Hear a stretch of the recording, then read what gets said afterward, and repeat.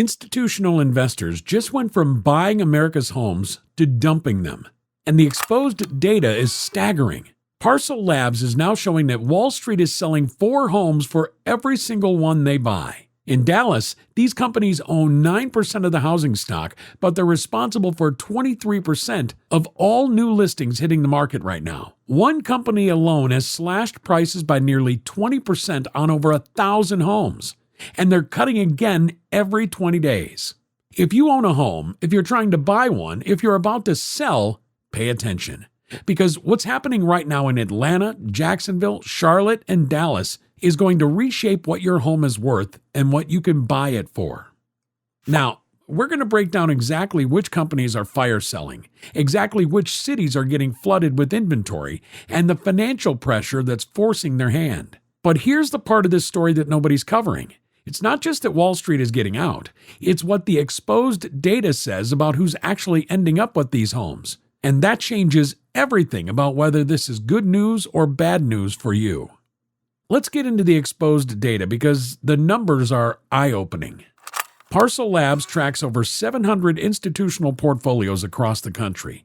As of this month, they're counting over 11,000 active for-sale listings from companies that meet the Senate's proposed 350-home ownership threshold. And here's the number that tells the whole story.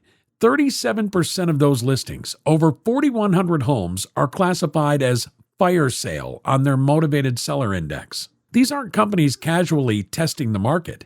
They're trying to get out.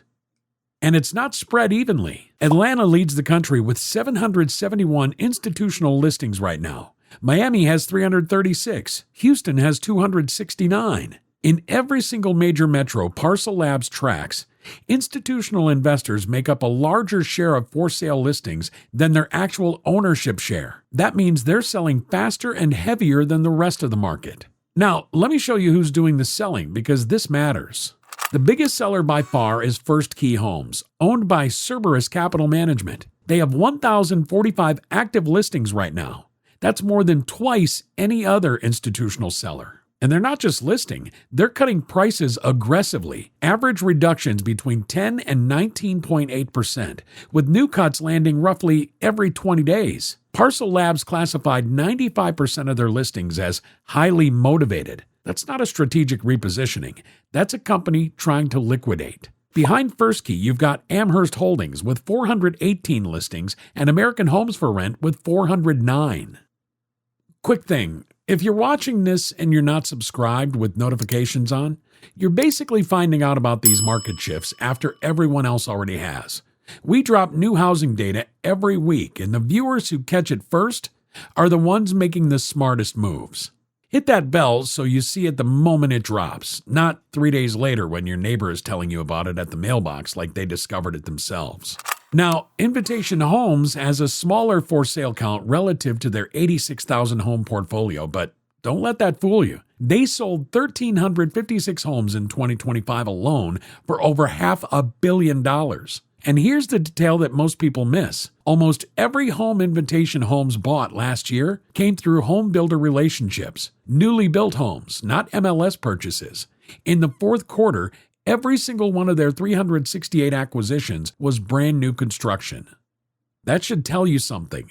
The biggest single-family landlord in America has essentially stopped buying existing homes. They're selling the old portfolio and replacing it with new builds specifically designed as rentals. American Homes for Rent is doing the same thing. They're now the 39th largest home builder in America. They've delivered over 14,000 newly constructed homes. Their CEO said it directly. For the past few years, AMH has not been materially active buying homes on the MLS. Instead, they've been an active seller.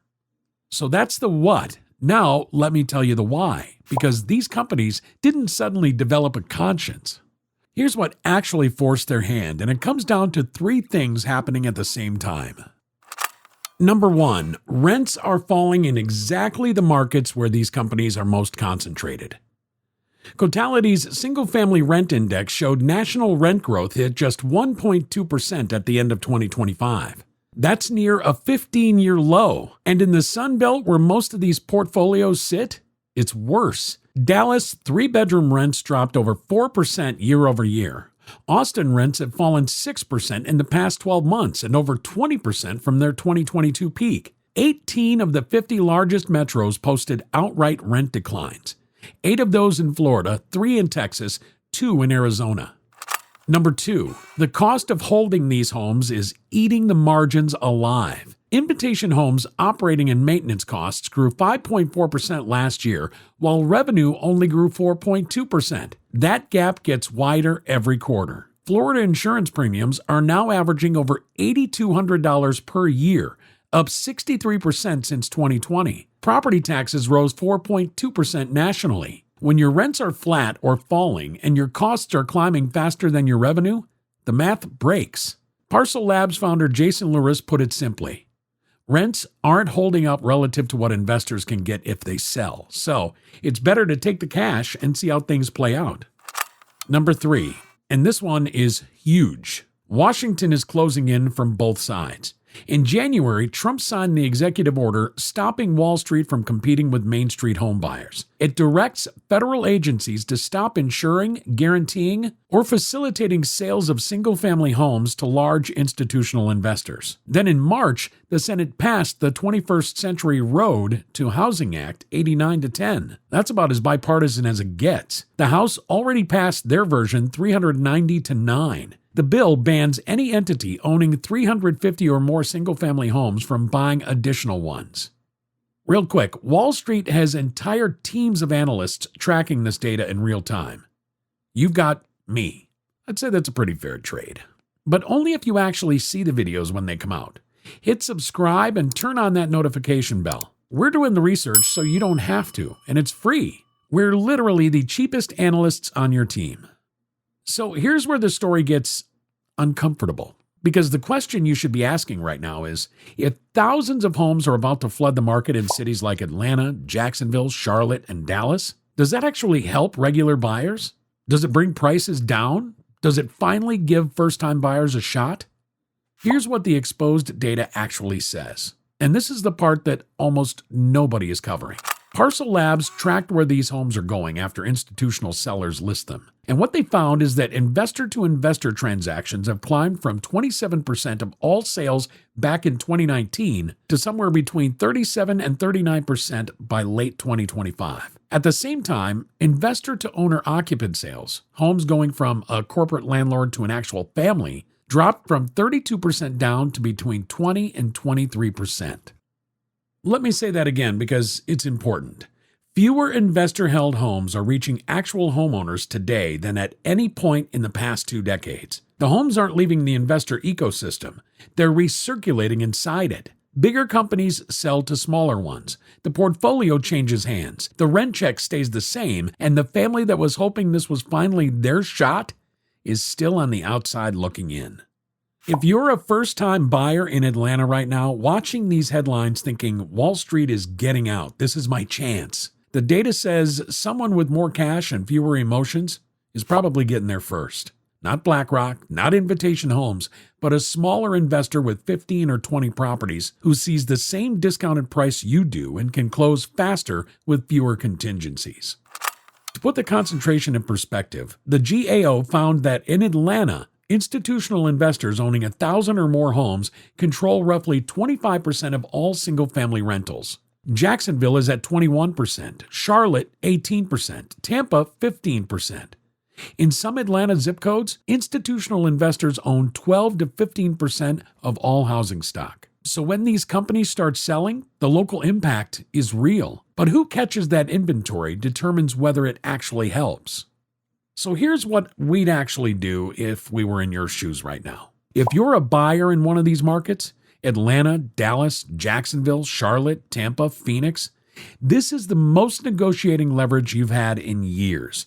Institutional sellers are motivated. They're cutting prices every few weeks. They don't have emotional attachment to the property. But you have to move with intention, not just hope. Get pre-approved now, not later.